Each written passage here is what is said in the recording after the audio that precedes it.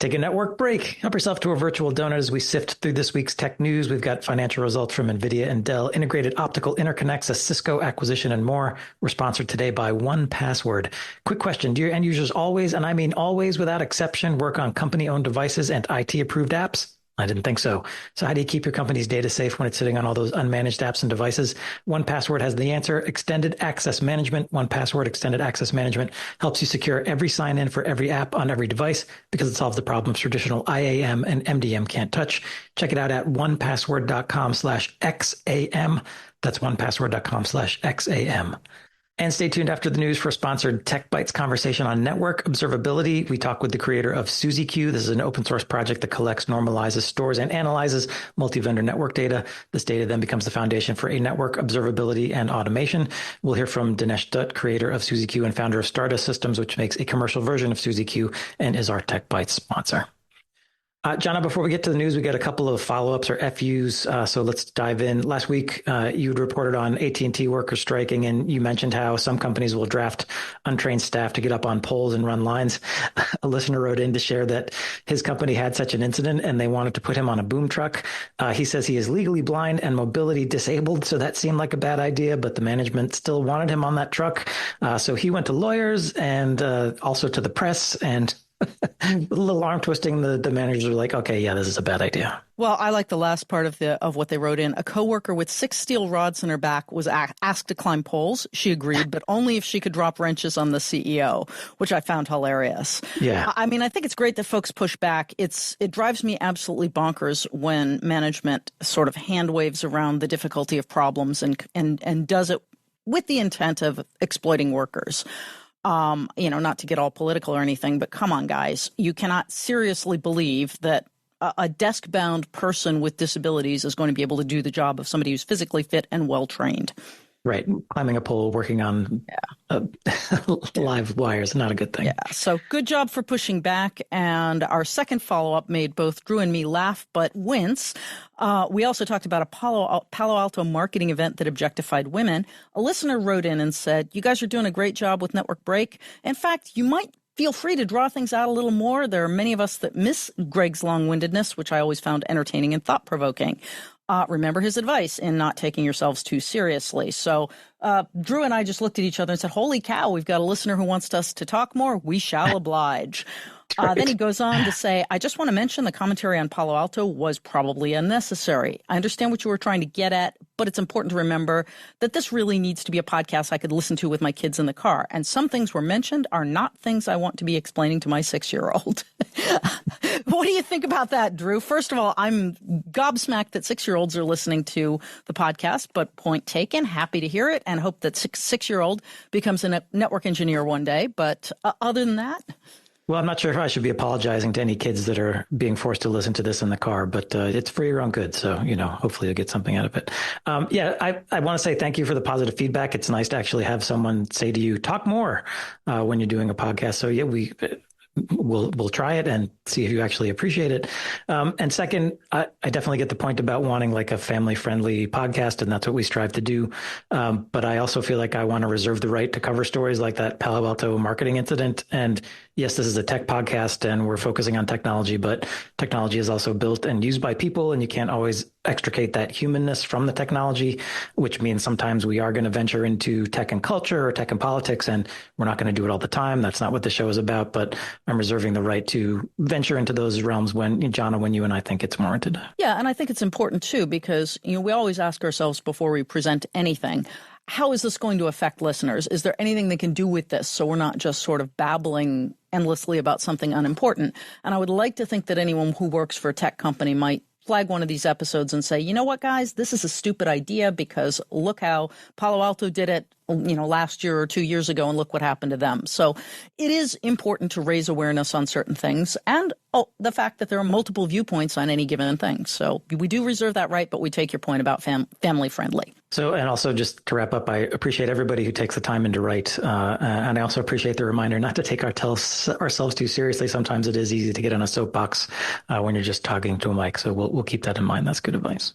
Yeah, well, honestly, my natural state is on a soapbox, so feel free to tell me to get off it at any point. Yes. And That's you can always tell us at packetpushers.net/FU. The FU is for the exactly. follow-up. Yeah. Please do write in. All right, with that, let's jump into the news. First off, there's a zero-day Inversa Director platform, which was used in attacks targeting service providers and IT companies that allowed attackers to steal credentials. There's a flaw in upload security in the Versa platform, which allows bad actors to upload malware disguised as PNGs and to also steal credentials. This has been exploited. Bad actors, believed with moderate confidence by Lumen's Black Lotus Labs to be Volt Typhoon, were able to inject a tailored web shell designed to capture user credentials that would allow admin access to customer networks. This attack has been in motion since at least June 7th. The flaw has been assigned CVE 2024-39717 with a CVSS score of 6.6, so a moderate threat level. Versa has released a fix. If you are listening to this and going, holy cow, we use Versa, please do implement the 6 as soon as possible. And note that it has been addressed in versions 22.1.4 or later, so you can always upgrade to implement the fix. Yeah, I think one thing to note on this is that the attack targeted the management servers for this Versa platform, which means if you are a managed service provider or an ISP offering this service to their customers, the attackers could be on that box and seeing credentials for all of your customers, which is obviously where the attacker wants to be, but not where you want them to be. So it's a fairly significant exploit. I think the other thing to keep in mind is if you are a customer of an ISP or a managed service provider who are getting this, I don't really know how much recourse you have other than to reach out and say, hey, I heard about this. Are you taking care of it? And please give me proof that you have taken care of it. And ask what they're doing. I would also say, regardless of whether you've got Versa in your own infrastructure or you're using Versa from a managed service provider, have a look at checking your credentials and make sure that they're all still valid. I would also note that very amusingly, China's National Computer Virus Emergency Center has claimed that the threat actor is actually the U.S. intelligence services. So, take that, NSA, CIA, and FBI. Right. Classic name calling. Moving on, AT&T has agreed to pay almost $1 million to settle with the Federal Communications Commission for an outage in 2023 that shut down 911 emergency service calls in 4 U.S. states. The FCC says that more than 400 calls couldn't get through during the outage, which lasted for about 75 minutes. The total fine is $950,000. AT&T also has to implement a 3-year compliance plan to ensure compliance with FCC requirements around the delivery of 911 calls and to properly alert emergency dispatch call centers if an outage takes place. The FCC says the outage was caused during the testing of the 911 network. Irony, the FCC says, quote, the testing was not associated with any planned maintenance activities and thus did not undergo the stringent technical review that would have otherwise been conducted. So yeah, having 911 networks go down, very bad for a service provider. Yes, although I would point out that $1 million, which is this effectively fine, is literally rounding error on AT&T and on any other service provider. The other thing I would point out is one of the things that's good is that service providers generally have a long history of essentially improving themselves when they make mistakes because they've been forced to by the FCC, because they have the FCC managing them. This is not the case for other providers, such as software providers, which are not really subject to any kinds of fines or anything else, which is kind of interesting because when they go down or when they cause critical services to go down, there's really no form of punishment other than lawsuits, which we've talked about. Yeah. So it's worth noting that although the service providers do occasionally screw up, we have an entire mechanism in place to deal with them screwing up and to bring it to light and to punish it when necessary to improve their performance. And by and large, that's actually worked. Yeah, glad to see the FCC on top of that one. I mean, especially because it's 911 calls. Those are obviously the most critical calls that they have to support. So exactly. I can't even imagine. Well, I have had to make 911 calls, and the panic that you would feel if you're calling 911 and can't get through, I don't even want to go there. Yeah. Okay, moving right along, networking is going right to the processor in the age of AI, as Intel and Broadcom are demoing integrated optical interconnects at Hot Chips 2024. Data center networks that are overtaxed or underserved by copper Ethernet under the load of AI training and inference may in the near future get relief in the form of optical networks that interface right to the XPU. Two companies showed off these optical interconnects. Broadcom showed off a proof of concept co-package optics model of one of its GPUs, and it was running 1.6 terabit per second, 800 gigabits each way. At the same event, Intel demonstrated an optical compute interconnect chiplet Chiplet. Love it. To be packaged with any XPU for XPU to XPU communications up to 2 terabits per second in each direction, offering both faster cluster interconnects and interconnects across up to 100 meg of fiber. Neither vendor offered a release schedule for this functionality, but the fact that it's out there is a big milestone. So why would I care if I'm, a network engineer? What do I need to know about co-packaged optics? So optical compute interconnect advantages are things like higher bandwidths. Obviously, the numbers we're talking about are a lot higher than typical bandwidths. So this actually makes it ideal for high performance computing in data centers. The other thing is you can't go faster than the speed of light. And in fact, you get a lower latency by using light across fiber to transmit data. So that reduces latency to close to its theoretical minimum. It also enables scalability, and very important but often overlooked is reduced heat generation, which means they're easier to cool, don't generate as much heat, and therefore reduce energy bills, which are starting to skyrocket with the combination of AI and other compute intensive applications. I mean, particularly with AI workloads, you're talking about infrastructure that is just running 24 hours a day at full load. So. Exactly. And then last but not least is longer distance data transmission, which is actually it's a really good deal. And it's something that I find quite interesting as someone who has studied physics in grad school. And my first serious project was actually transmitting light in free space laser encoding. So it's nice to see what's going on using optical signals inside chips. Yeah, I'll note that I attended a Broadcom virtual event because VMware had its annual event this August, and the discussion turned to Ethernet as a fabric for AI workloads, and that the Broadcom person there was like, yeah, it's kind of a solved problem now. A lot of people are using Ethernet. We know what we're doing with RDMA and Rocky. It's not really a big issue.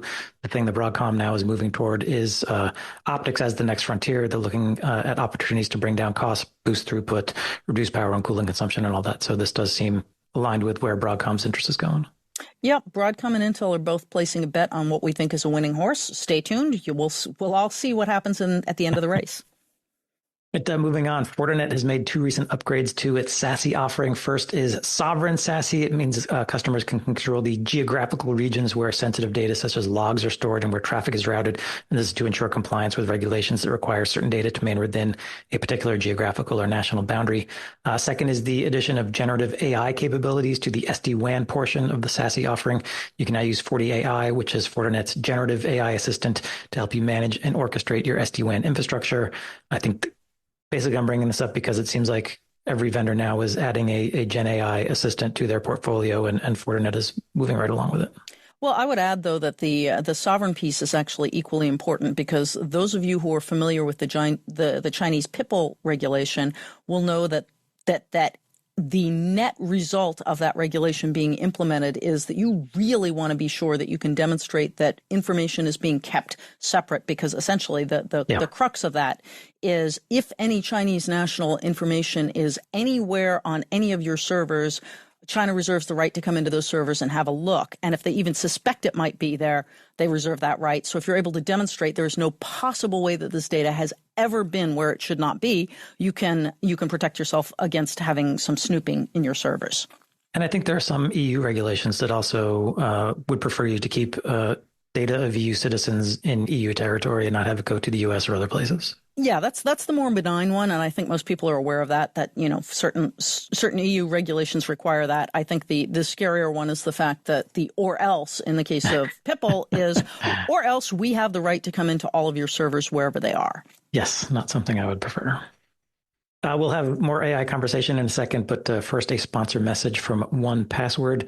Imagine your company security is like a college campus quad. There's the well-maintained brick paths between the buildings. Those are your company-owned devices, IT-approved apps, and managed employee identities. And then there's the paths that people actually use. Those are the shortcuts through the grass, around the fences, and behind buildings. Those are your unmanaged devices, shadow IT apps, and non-employee identities like contractors. Now, most security tools only work on the nice brick paths, and a lot of security problems take place on the shortcuts. 1Password Extended Access Management brings all these unmanaged devices, apps, and identities under your control. It ensures that every user credential is strong and protected, every device is known and healthy, and every app is visible. 1Password Extended Access Management solves the problems traditional IAM and MDM can't touch. It's security for the way we work today, and it's available now to companies with Okta and Microsoft Entra. It's coming later this year to Google Workspace. You can check it out at onepassword.com/XAM. That's the number one, password.com/XAM. Back to the news. We did mention AI earlier, and the network as a service vendor Meter has announced AI enhancements to its product. It's called Command. As with other AI-based tools, you can use natural language queries for in Meter to get data or find instructions for how to do something. But Meter says its AI tools can also do things like create dashboards on the fly. So you could say something like, show me the performance stats of all the wireless APs on the third floor, and it will build that dashboard on the fly and continue to update it for as long as you keep that dashboard. It also says its AI tool can do things like, it gives an example of a request you can make, like create a captive portal that asks users to comply with the terms and service of the guest network. Meter writes in its press release that, quote, Command will generate software with real-time data needed to surface metrics, troubleshoot issues, and configure your network to most reliably answer your query. I think this does sound like a potentially powerful capability, but with all the caveats we have to apply to new AI tools. Yeah, and I think it's actually one of the clear use cases for AI because, in fact, the problem of creating accurate and effective dashboards has been a long-running one in most of the organizations I've worked with and assisted. It's really, really hard to use any of the formal dashboarding tools to dashboard because it turns out every organization is slightly different and you need to go in and customize it, possibly in ways that the developers didn't think of. So the ability to just sit there and create dashboards on the fly is actually incredibly powerful. Of course, the challenge and what you sort of alluded to there, Drew, is, can we be confident that the data in the dashboard is correct? And the chances are that you can, because when you use AI for a very, very specific cut and paste, you're minimizing the likelihood of any kind of hallucinations because you're effectively telling it, no hallucinations. I don't want you to be creative. Just get this from that and display it. And believe it or not, with those kinds of constraints, AI can actually be highly effective. It's when you say, tell me everything you think I might want to know, that it starts to go wandering out into the wilderness. Yes. So some of this is going to be user training as well to not ask for things that you can't validate easily. But all in all, I think this is a great advance on a proven use case. I will say, I think I'm not trying to validate Meter here because you should approach any vendor product with the full amount of skepticism that you can muster. But if you're not familiar with Meter, they essentially are a network as a service, meaning they've built their own switches, their own APs, their own NaaS, and other devices. They come on site, they deploy it for you, they build it for you, and essentially they kind of co-operate it with you. So the data they're collecting, they should know about because they've built it. They're only collecting their own documentation and, telemetry coming out of their own devices. So if you're setting up an AI system, that's the kind of data you want. So that gives me, I guess, more confidence that this could work out as opposed to, we're building off a, sort of general information LLM that has God knows what in it. Exactly. So I think it is positive and certainly something to test out if you're in a position to. Speaking of AI, Cisco is acquiring robust intelligence for AI security. Cisco, the company, announced on Monday, August 26th, that it's in the process of acquiring robust intelligence. Robust intelligence provides an AI security platform intended to help AI developers and users assess vulnerability and other safety issues in their models and to protect them. This is a classic Cisco move. They invested in the company during early stage, and current customers include IBM and JP Morgan Chase. Financial details have not yet been revealed. For those of you who've been in the industry for a while, you're very familiar with this move from Cisco. They basically, if a couple of smart employees come to them and say, oh, gee, I'd like to go start a company, Cisco blesses them, sends them out. Or if they come to the attention of Cisco, Cisco will invest with the goal of ultimately acquiring. Since cybersecurity is one of the most solid use cases for AI, this isn't surprising. Cybersecurity by AI for AI is certainly the next step beyond that. What do you think about that, Drew? Cisco says the company's software protects against attacks that target AI models like prompt injection, data poisoning, jailbreaking, and quote unquote unintentional model outcomes, which I think is what we mean by hallucination or just flat out wrong information. I think as an industry, we're starting to get a picture of the risks posed by AI models themselves, including things like unwanted disclosure of sensitive information, the generation of misinformation. I feel like as organizations are exploring AI, they're realizing it has the potential to be a compliance headache and a security risk. I'm not surprised Cisco wants to have something like this in the portfolio when customers come to them and say, can you help them with this? So as you mentioned, Cisco was an investor, so presumably they've had a look under the hood. They feel like this is worthwhile, and instead of just letting it spin out, they've brought it in-house.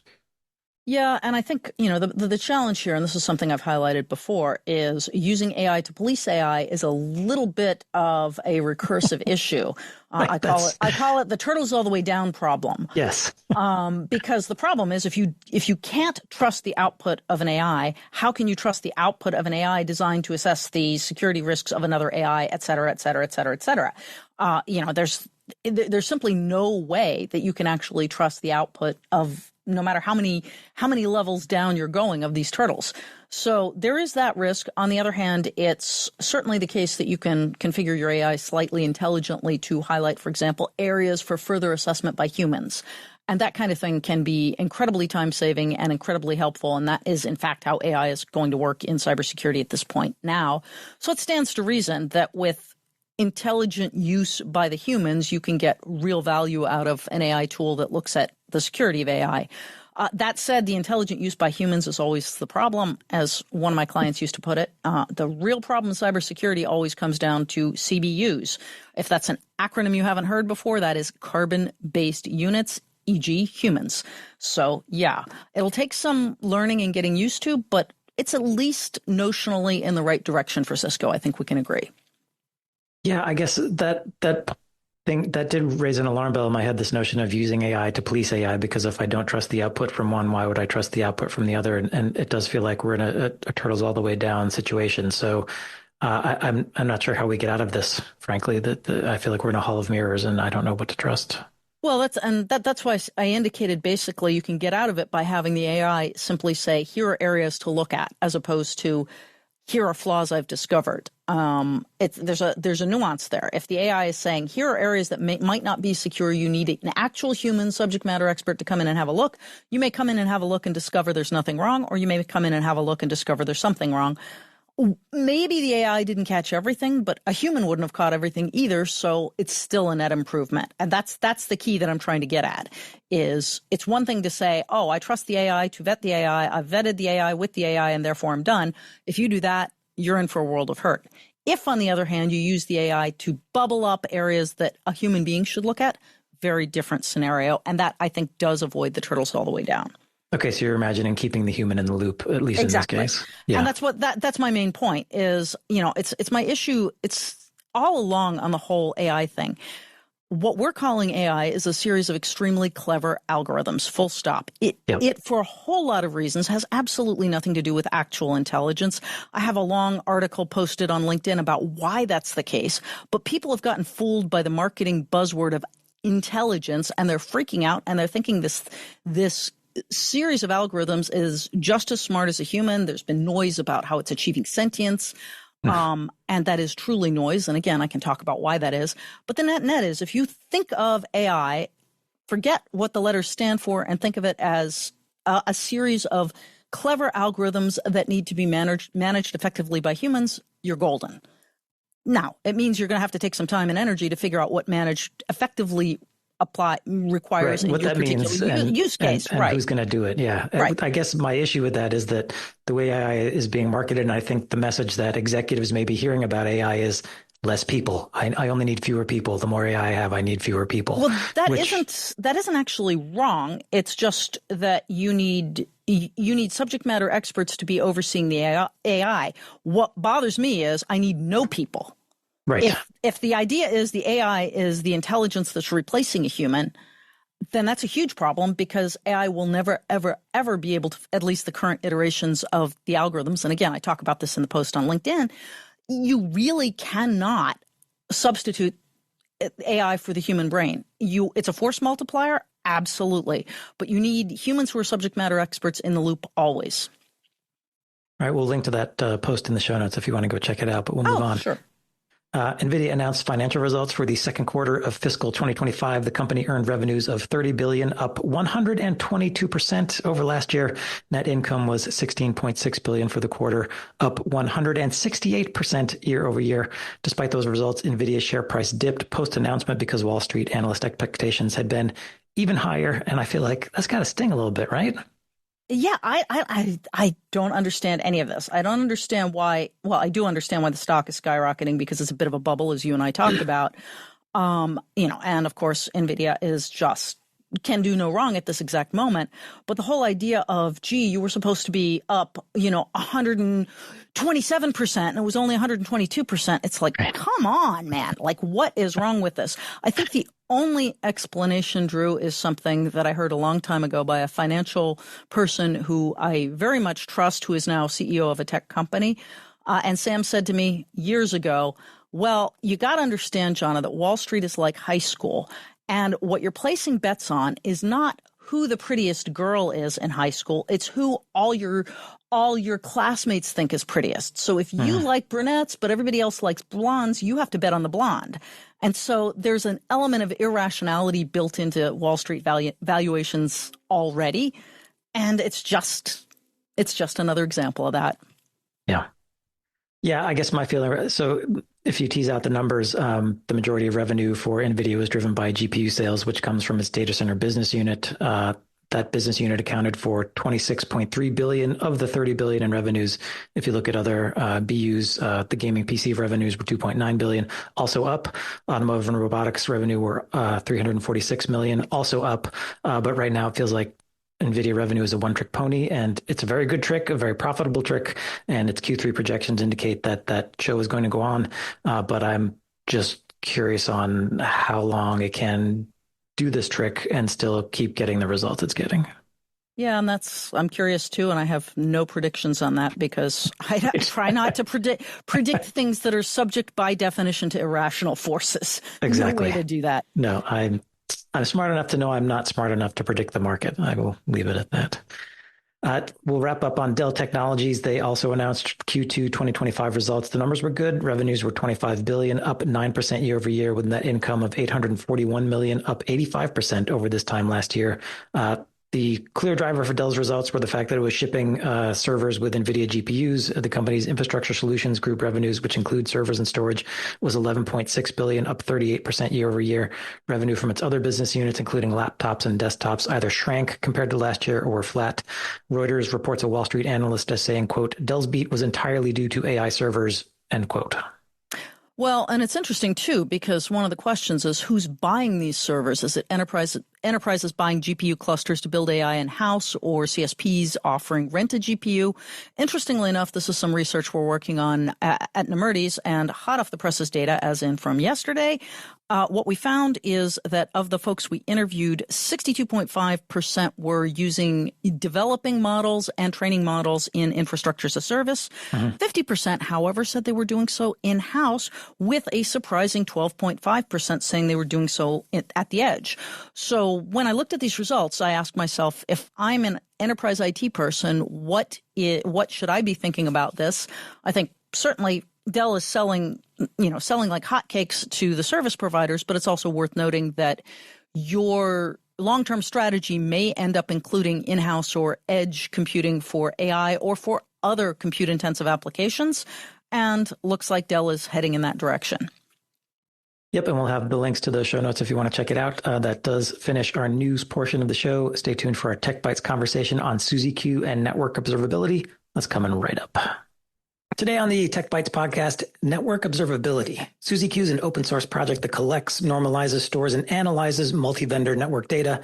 And this data becomes a foundation for network observability and automation. And today we talk with Dinesh Dutt, creator of SUSE-Q and founder of Stardust Systems, which makes a commercial version of SUSE-Q. And Stardust Systems is our sponsor for this Tech Byte. Dinesh, welcome back to Packet Pushers. Why should a network engineer care about SUSE-Q? Are there concrete problems it can help solve? Hey, Ethan. Hey, Drew. Thank you for having me. I would say, very simply put, time. Time is the most important commodity that any of us have. And I think network engineers are specifically short on time. I had this network automation talk at the Network Automation Forum where I said, like, tell me, one of you, please raise your hand and tell me that you have time. And one of the engineers shouted, my baby doesn't know I exist. So, so I think time is the most important commodity that people have, and network engineers especially. And SUSE Q gives you back time. From a business perspective, time is money.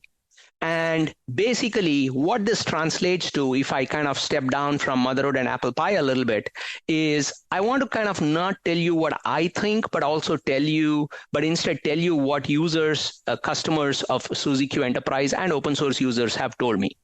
The first thing they say is, Dinesh, SUSE Q gives me back time because it allows me to be accurate and efficient.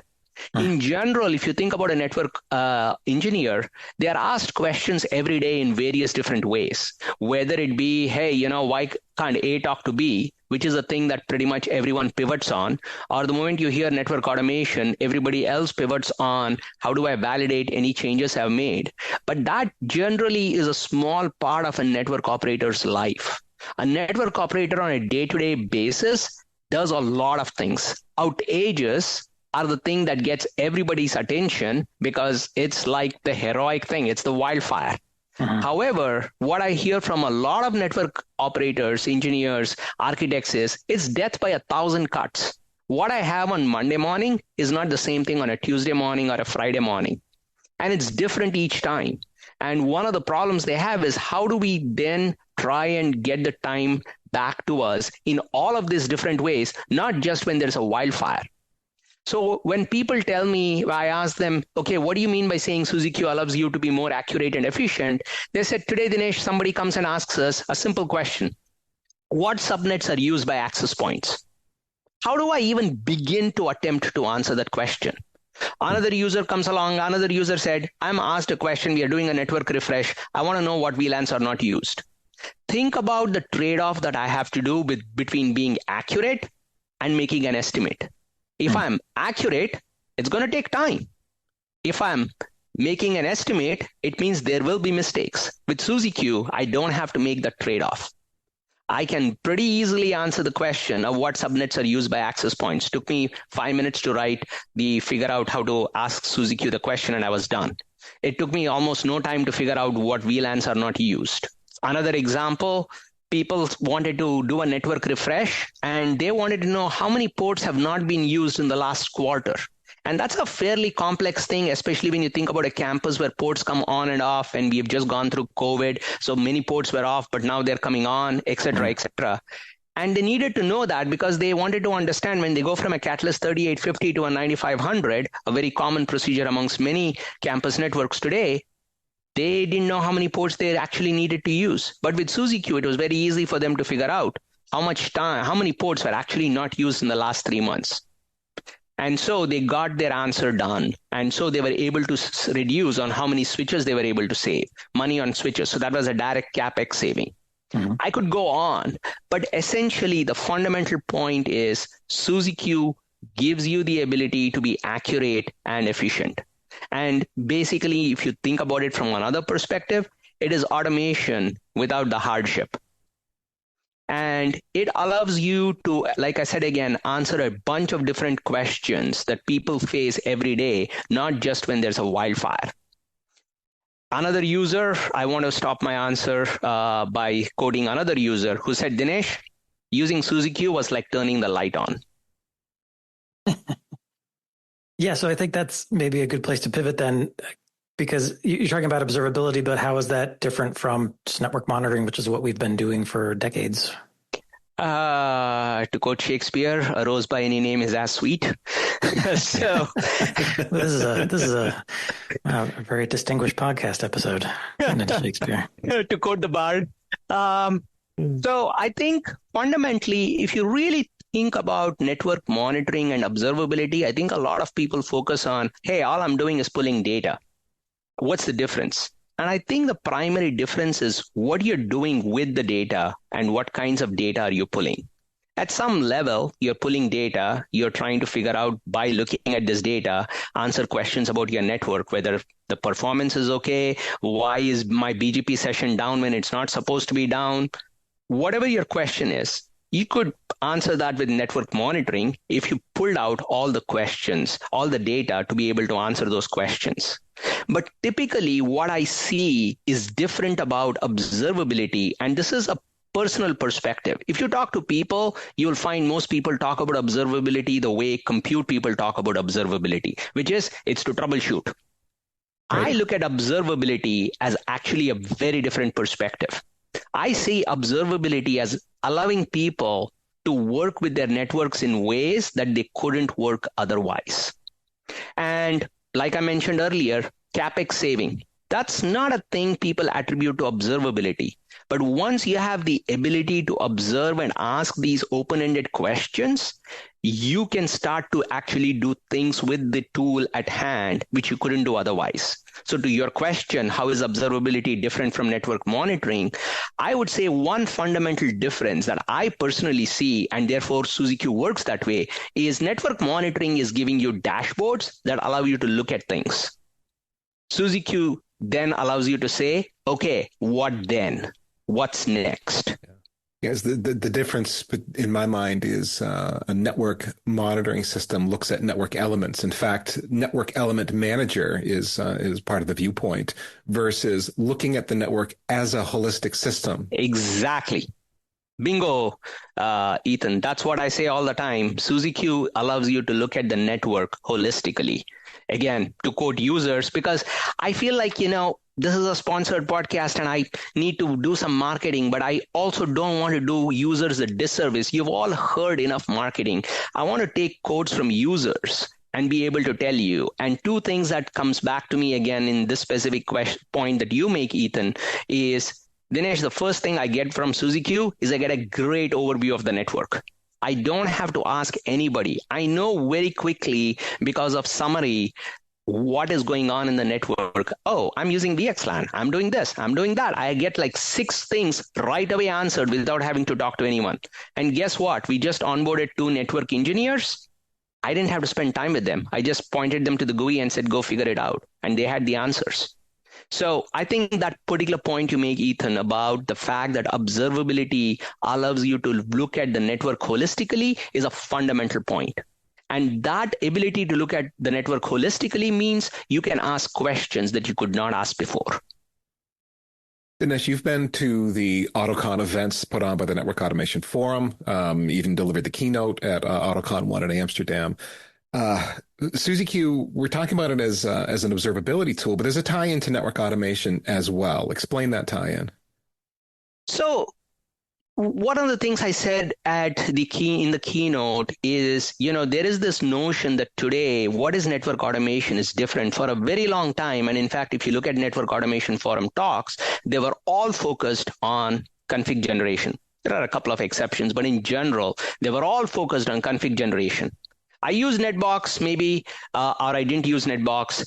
I had some mechanism whereby I had Jinja templates and I pushed these things out. That's generally what most people think about as network automation. But the way I look at it is network automation is essentially the ability to act on, back to your point, Ethan, holistically on the system. This is what, for example, someone who started SDN thought they could do because they were having a God's view of the network.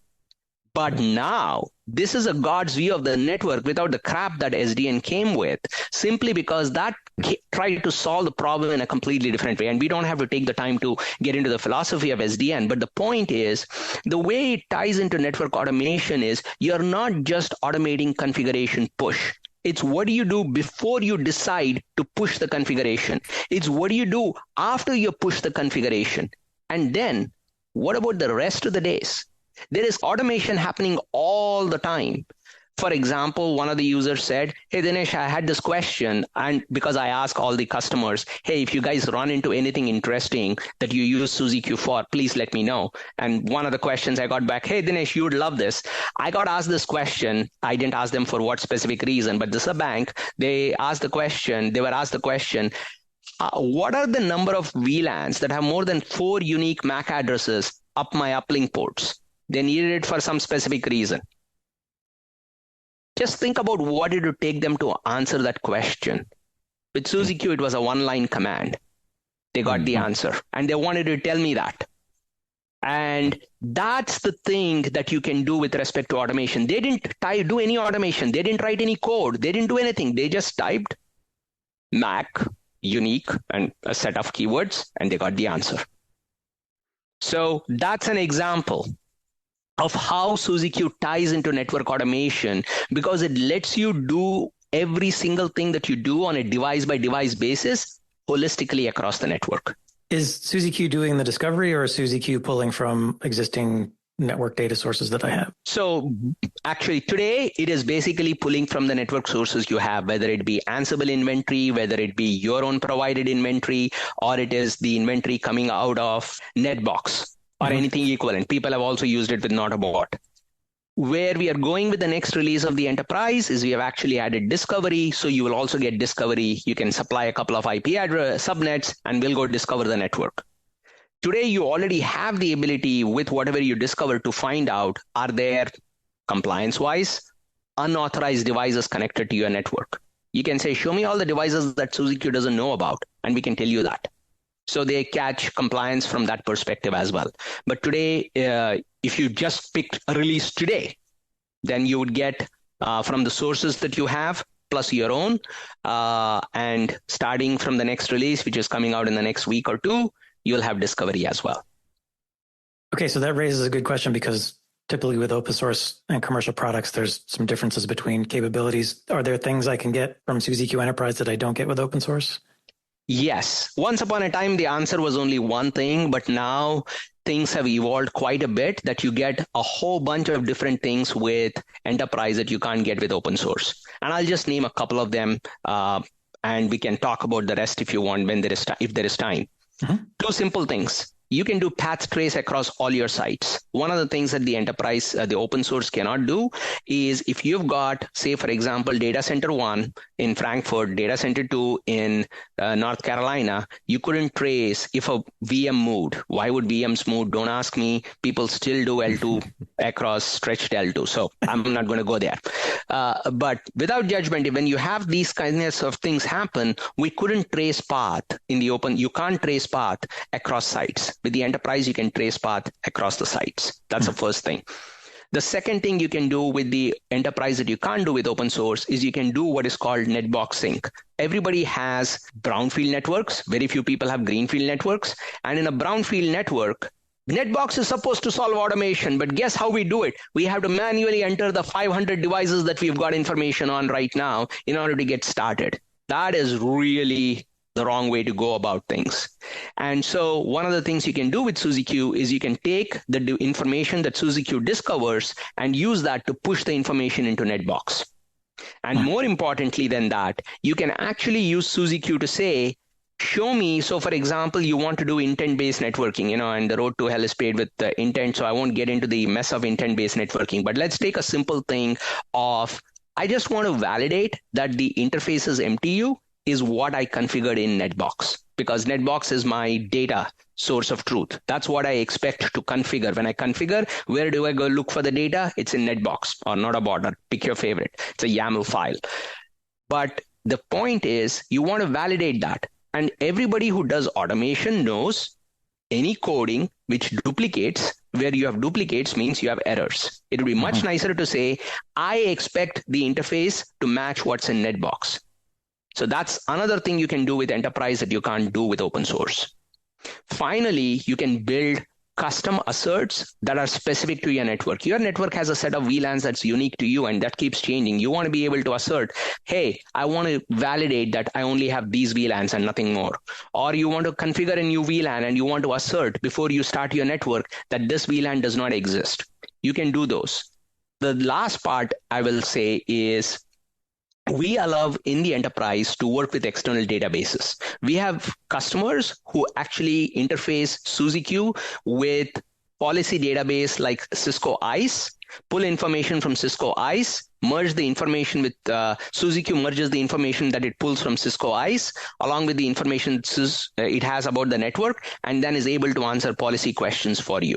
For example, these are the set of MAC addresses according to Cisco ISE that should be assigned a DHCP. Are they the ones that have been assigned the DHCP? You can answer those questions. You don't have to try and pull all of this, do manual stitching yourself, do 20 other things. SUSE-Q does that for you. So that's another way in which SUSE-Q Enterprise is superior or does things or has capabilities that the open source does not have. And then their list goes on. We support wireless in the enterprise, which we don't support in the open source. We support spanning tree, DHCP, more devices like Cisco ACI, wireless devices like Catalyst wireless controllers, all of those. And we keep adding new devices as customers keep asking them. So all of that is in the enterprise compared to the open source. Now, SUSE-Q is in a growing space, network observability. How would you distinguish SUSE-Q's approach to observability from other products that might be out there, Dinesh? I would say I think because the way I think about observability is different, that thought or that philosophy is built into everything that is there in SUSE-Q. Let's start with something very trivial, what you see is the thing that you can start with. And if you look at SUSE-Q, it's about the only tool I know that gives you a CLI, a GUI, and an API. Doesn't matter whether you are a CLI jockey or you're a GUI person or you're a DevOps ninja, you can use SUSE-Q in any way you want. You don't have to know programming. You don't have to use curl or any REST API. On the other hand, you want to integrate it because you know where you're already ahead of the curve in some ways with network automation. You can choose to do that too. Or for example, think about topology.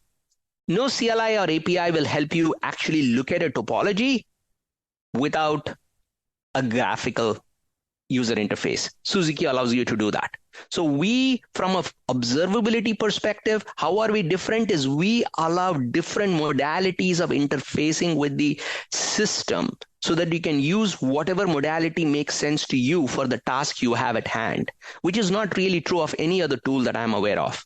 Most of them give you a GUI. And then how do I ask the question of how many VLANs are there that have more than 4 unique MAC addresses across my uplinks? No way to do that. Or how do you make custom assertions? You can have a set of things and you can click, click, click. How do you write those things? How do you test those? I mean, the list goes on.